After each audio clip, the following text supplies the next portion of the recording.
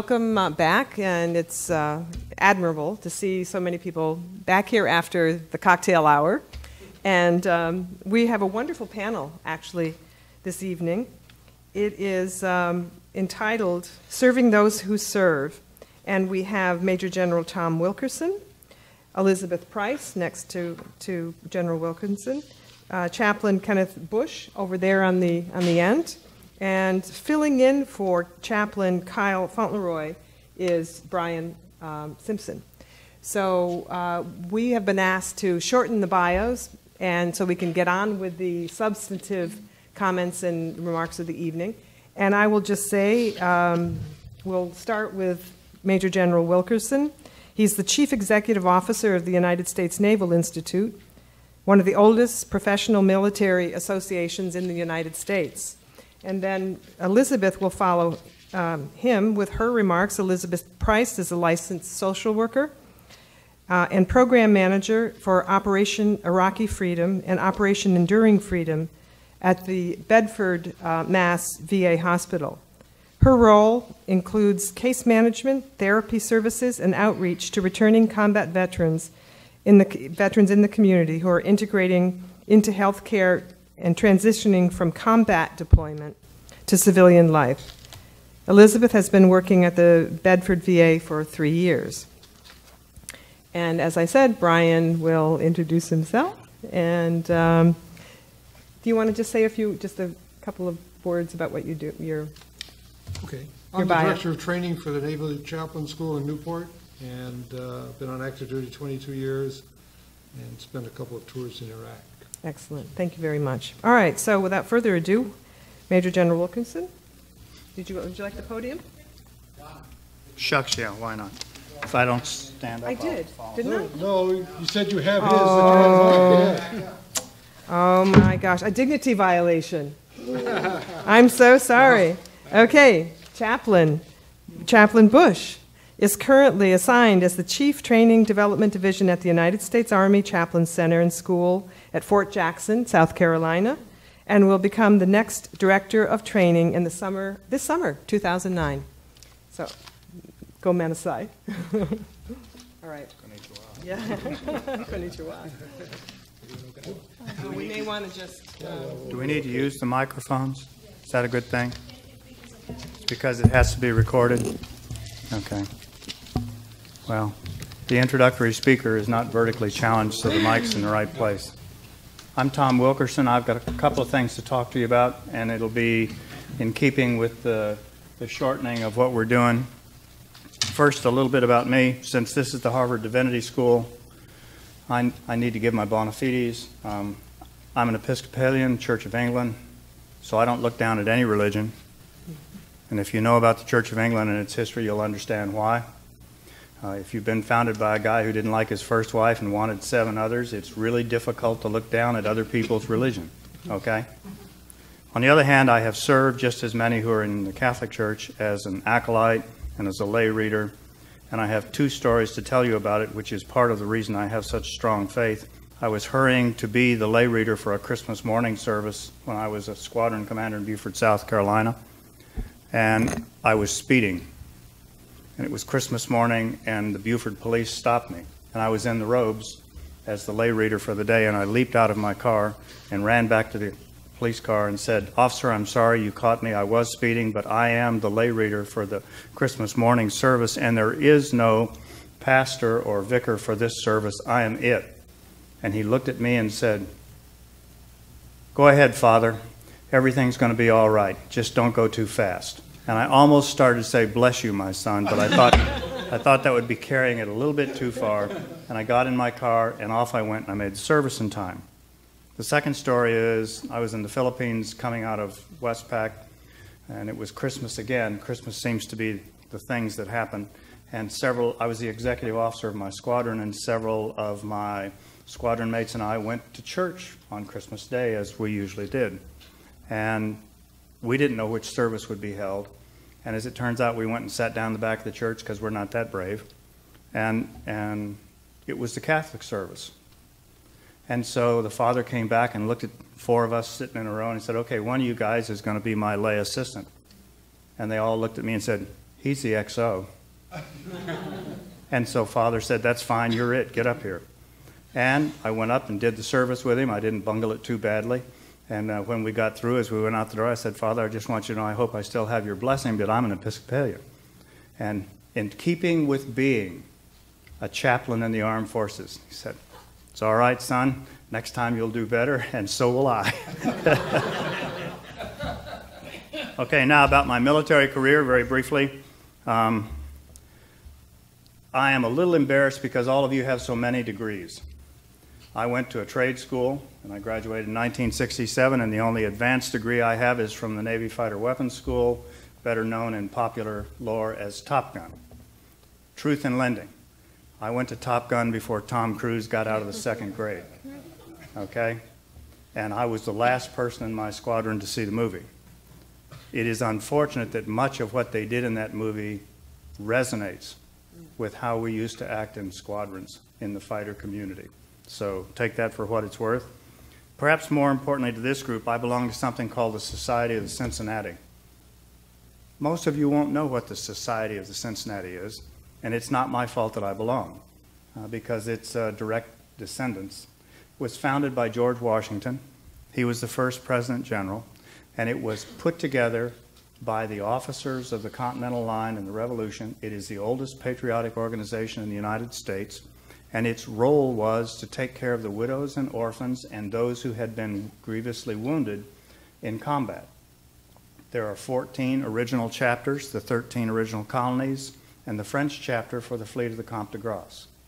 The reason I tell you that is because when I go talk around the country, someone in my family has fought in every war in which the United States has participated. And sometimes people start to clap, and I say, whoa, wait a second, let's hear me out, and then think about it. None of them were professionals. They were citizen soldiers. They rallied to the colors when they were called. If they survived, they went back home to farming and teaching. There are no heroes among them, and the only professionals to ever come out of the entire lineage are my father, who's the real general, and me. I say real general. He's a ground officer. He's 90 years old. I call him the real general because he enlisted in the Marine Corps the day after Pearl Harbor. And by the time he found out if you had a college education, you could be an officer, he was a Browning automatic rifleman at Guadalcanal. So he went to his sergeant major, hey, I've got this fancy education, I want to be an officer. And after the sergeant major got through laughing hysterically, he said, if you survive, come back and see me. Well, he did, and he did, so my father stayed 40 years. And he commanded a company at Chosin Reservoir in the 1st Marine Division, and he commanded a regiment in Vietnam. So he's the real general. I just played at it, he did it. Now, with that as a background, the Society of the Cincinnati, and the reason I talk to you about that is because when I finish my story to people, I tell them whether you just arrived or whether you are like me and have a family that goes back to the founding of the nation, your story is the same because our country was defended for all of its many centuries by citizen soldiers. People who came when called, and if they survived, went back home. And that is the story of every one of the Ivy families that we're talking about today. You go to the hall we just came from, you go to Yale and look at theirs. And my grandfather was Yale 10, and he didn't know any better. So he went ahead and got a law degree at Yale, and he's skull and bones and all of these things. And then he enlisted in the Navy to serve as an aviation mechanic on the Western Front, because that's what you did. And that's the deal.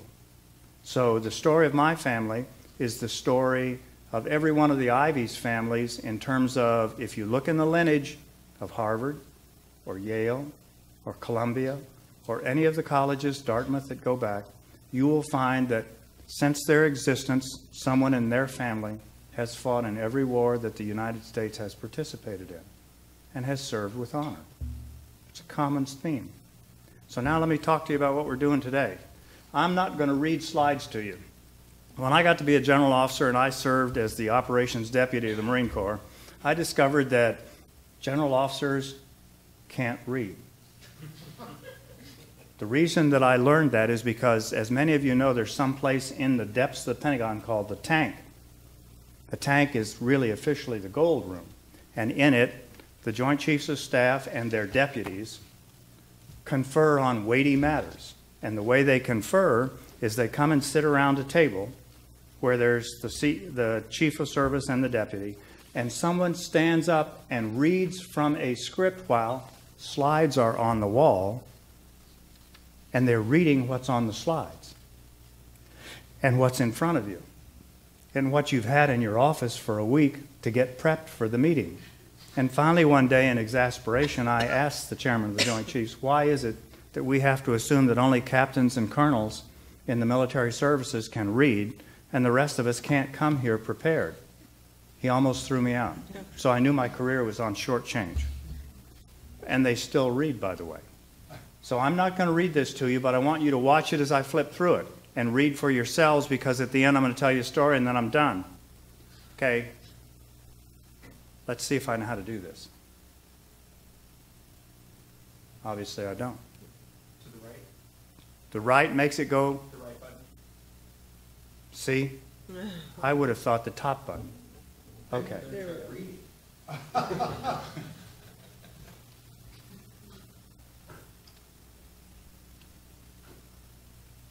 wanted you to know that some Marines understand literature.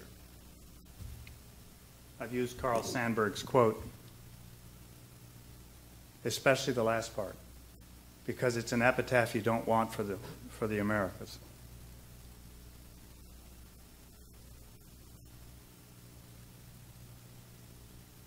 Now, those of you who are slow, just nod your heads. I'll know you could have been a Marine.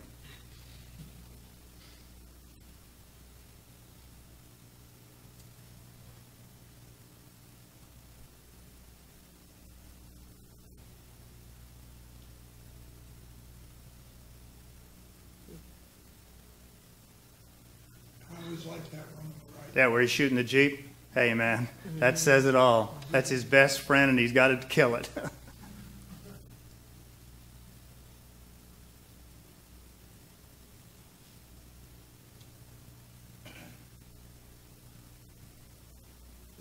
Notice the slide on the left and the young child. When it hits the fan, he runs to hide behind the soldier.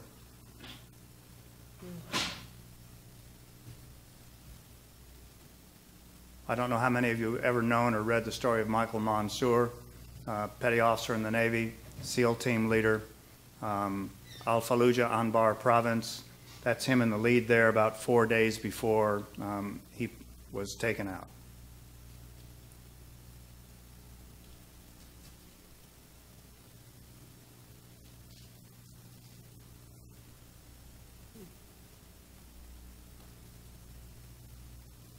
For those of you who are soldiers, if you don't know about Fox Connor, you're missing the story of the modern Army. General Fox Connor educated virtually every leader in World War II, and his strategic thinking and planning at the Army Command and General Staff College is damn near the stone tablets of how we should think about ourselves today. And it applies just as well to the wars we're in now as the ones we were in then.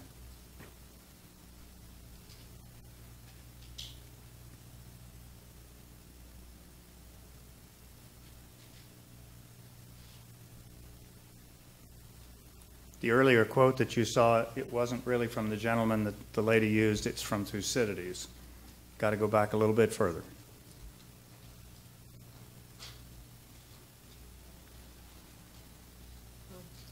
And this is the part that makes a difference. To me, we are defending something precious. There is something called the American dream. It is not casually understood.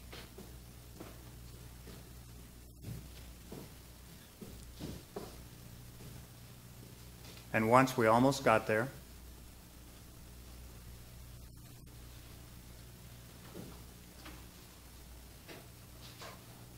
no one ever thought of Alfred Lord Tennyson as someone who understood what the ultimate goal might be, but there it is. And Einstein understood what our role should be. And the reason for that is that.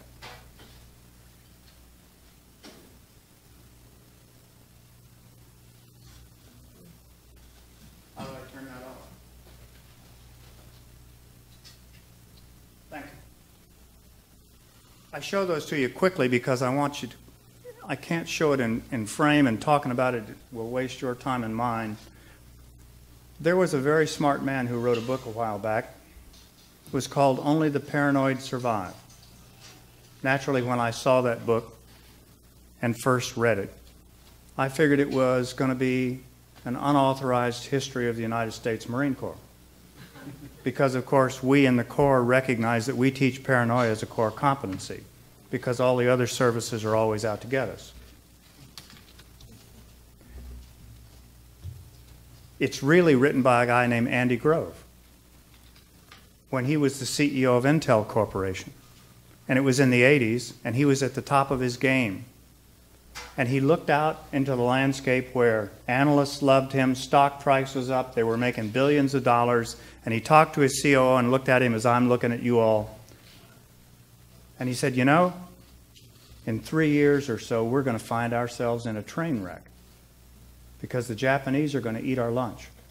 And the reason they are is because the Reagan administration has put a ban on us exporting any of the technology that we use in making CPUs. So what are we going to do about it? We can see it coming and it's going to kill us. What are we going to do? And they sat there and agonized over it because they were making lots of money and it was hard to change. Finally, he looked at him one day and said, okay, the hell with it. Here's how it goes. You're an outside director. Now tell me what you would tell us to do. He said, I'd tell you to stop making CPUs and start making chips. He said, okay, let's not wait for an outside director. Let's do it now. So they systematically tore down the engine that had fueled their remarkable success and built up another engine, not knowing that it would take them to the heights that they enjoy today. And he coined a phrase, said that was a strategic inflection point in the history of Intel Corporation. So when I had a chance to chat about that, I said, you got to understand, I'm a Marine. There's enough syllables in there to choke a horse. Let's put this in plain English so I know what we're talking about. We scratched our heads, worked around, finally, here it is. What happens when you wake up one day and everything or almost everything that you learned that got you to today, you know will not get you to tomorrow?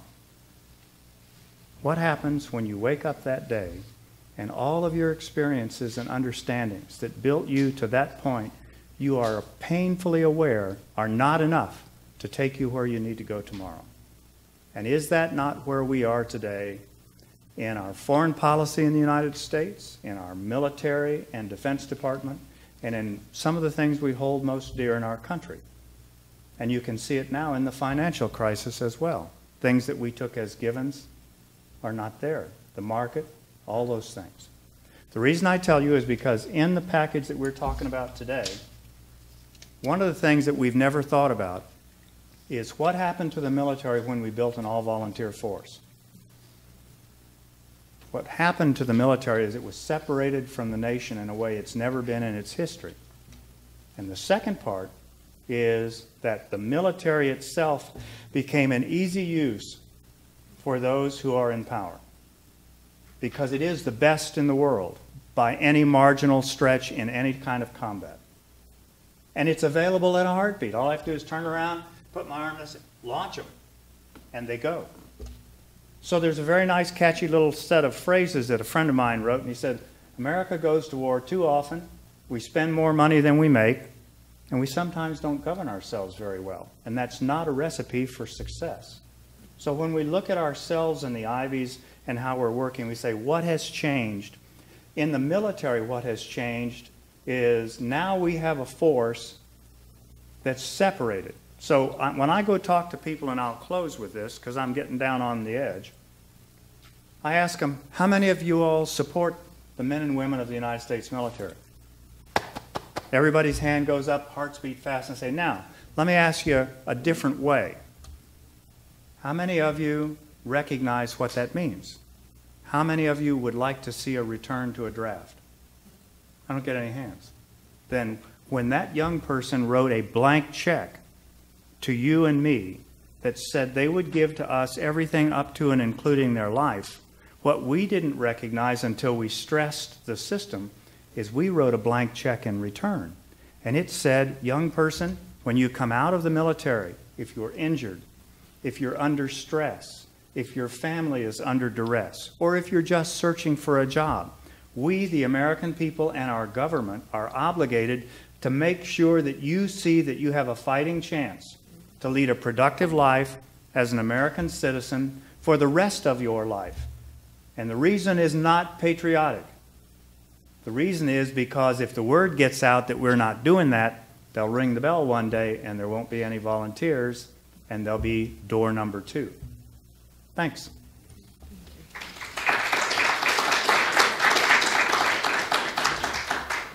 Thank you, General Wilkerson. For those of you who arrived late, we had a slight format change. We are not going to do the interrupted 10 minutes where everybody gets to turn to the person next to them and talk about what they've heard. We're going to go ahead and do all 4 presentations and then do a interactive Q&A with the audience. You don't have to write it on cards. So hopefully that'll speed us up a little bit. So next we have Elizabeth Price from the Bedford VA Medical Center, and she's going to be talking about coming home, the implications of combat for returning veterans. Elizabeth? You're going to give me the high sign? I'll give you the high sign. Okay. Hello. So my role at the Bedford VA, I'm a social worker, and I was hired specifically to work with veterans who are coming home and reintegrating into not only healthcare, but into their home lives. And I think my position is a direct result of change, of lessons learned from previous wars. I wasn't around when we were welcoming Vietnam veterans home, but I'm pretty sure there wasn't an identified person to help them through the system. So I thought that what I would share today is a little bit about some of the common themes and experiences that I'm hearing firsthand from new veterans coming home. And not being a veteran myself, it's been very interesting and certainly an honor to work with these folks. And, you know, I see people come in and they're coming in for all kinds of services. So part of my role is to get people just to realize that there's a lot of benefits out there for veterans. I understand that the debriefing process when coming home from a war zone, there's a lot of nodding and glazing over through 3 days of briefings. Give me my discharge papers and out of here. People just want to get home. They don't care what the services are. They're feeling okay at the moment. But what happens when you get home? That's when people come in. We tell you, look, you have some free health care. Come in, get a physical. Got some back pain, get it all checked out. But while you're in my office, I'm going to ask you how everything else is going as well. I had a veteran tell me what it was like for him to come home, and he described it as, you know, he got back, lots of partying, lots of excitement, everyone was satisfied he was back, you know, he spent his whole deployment crossing the days off the calendar, could not wait to get home, everything was going to be perfect. And then he was sitting there and he was telling me it was like he was standing like a little person this tall in a huge pole with all these signs going in all these directions. And he didn't quite know which direction to go in. And he said, you know, what do I do from here? And even though he was pretty healthy, he didn't have any major health concerns, you know, he wasn't diagnosed with any kind of brain injury or limb loss or post-traumatic stress, he was still just wondering, what do I do from here? And I can't tell you how many times I have heard the phrase, life was easier for me in Iraq. And as a civilian, never been to combat, I thought to myself, wait a second. You were being shot at in Iraq. How is life easier over there? And I heard that a lot. And I hear from veterans regularly how overwhelming the coming home process is. And we see kind of 2 sets of veterans. The one set are the veterans you're hearing about that are very severely injured, that are coming from theater to a military treatment facility, directly back home, getting discharged, very severely getting set up with services. And then we see this whole group of people that function just fine, just great in the war zone. They don't see combat stress, they don't see their chaplains while they're there, they're doing great. And then they come home and they have a few aches and pains here and there, and that's when things start to go a little bit awry. And they will say to me, you know, I'm 23 or 4 years old, and I went into the military right after high school. I got some rank, and I was in charge of a few other soldiers. And I was in charge of making sure they stayed alive in this very intense combat situation. And then I come home, and I'm working at Best Buy. I'm living with my parents, and my friends are college kids, and they're drinking on the weekends, and they're upset because their girlfriend, you know, is dating someone else. And, you know, what is is this it? Did I peak in my early 20s? You know, here I had all this responsibility. I was responsible for keeping other people alive. I did it really, really well. Now where do I go from here? Where can I find meaning? And then we have the group of veterans that are the Guard and Reservists that deployed in their 40s and 50s. They loved their job as a salesman before they left. And their kids are in high school, maybe early college. And they come back and they say, you know, sales doesn't really do it.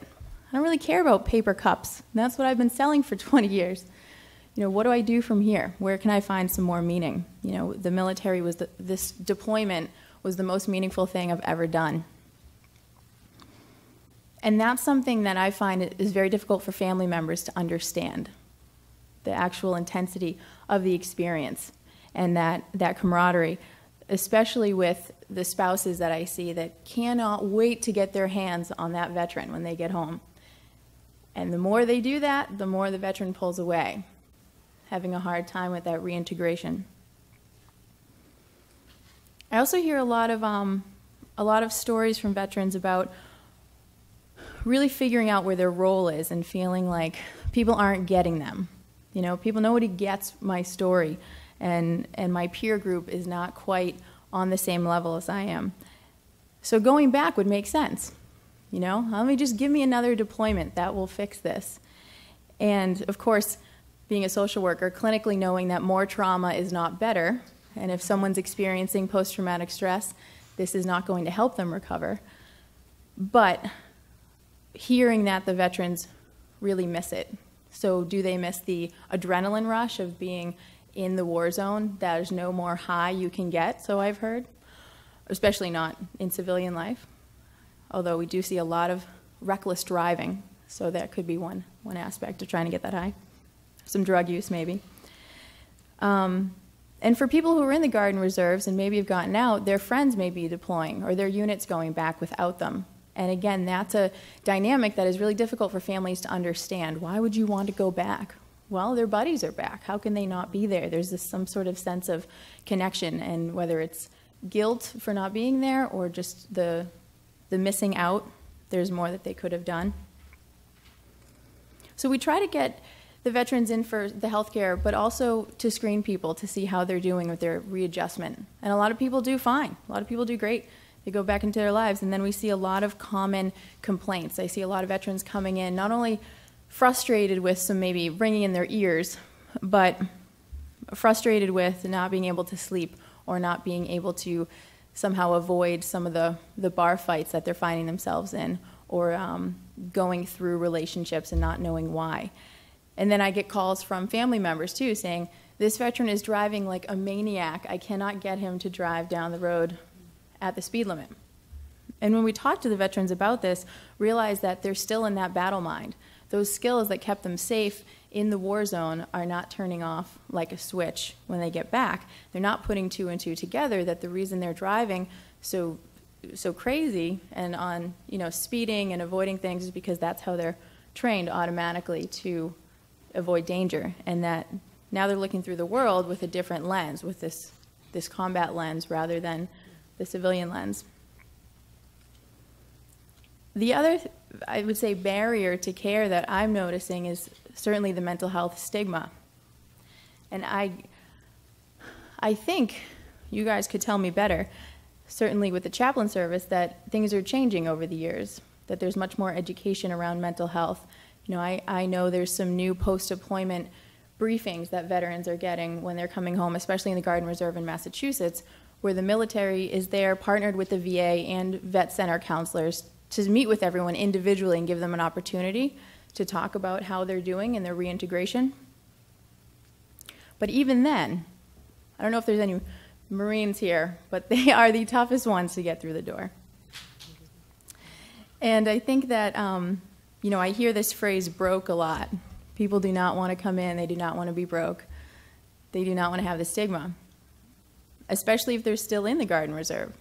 This is something that's somewhat new for the VA, that we have a lot of, you know, veterans that have deployed that are probably in need of mental health services or other kinds of services, but they don't want anything to ruin their career. Or we see a lot of veterans that are coming in that are hoping to be in the civil service, the fire department, or the police department, And they know they could probably do a little bit better if they had a little counseling around some few things, but terrified to come in because of stigma. I think that poses a lot of ethical challenges for people when they're coming back, feeling the isolation and not knowing where to go with it. So some of what we're doing at the VA is trying to get folks together. We have a few different groups and things that get Operation Iraqi Freedom and Enduring Freedom veterans together, so that sense of isolation isn't there as much. And it's very interesting to see this group come together, whether they're just talking about the latrines during deployment, which is always fascinating conversation for me to hear, or what it's like to be home on their first Veterans Day, and how they're integrating being a combat veteran into their identity now, but also being, a civilian. So I guess in conclusion, I could probably give a lot of examples, but I think, the basic point is that I think it really is important to have this holistic approach to welcoming people back and to providing care for veterans, including the clinical and medical and spiritual side of the journey home. Thank you. Thank you.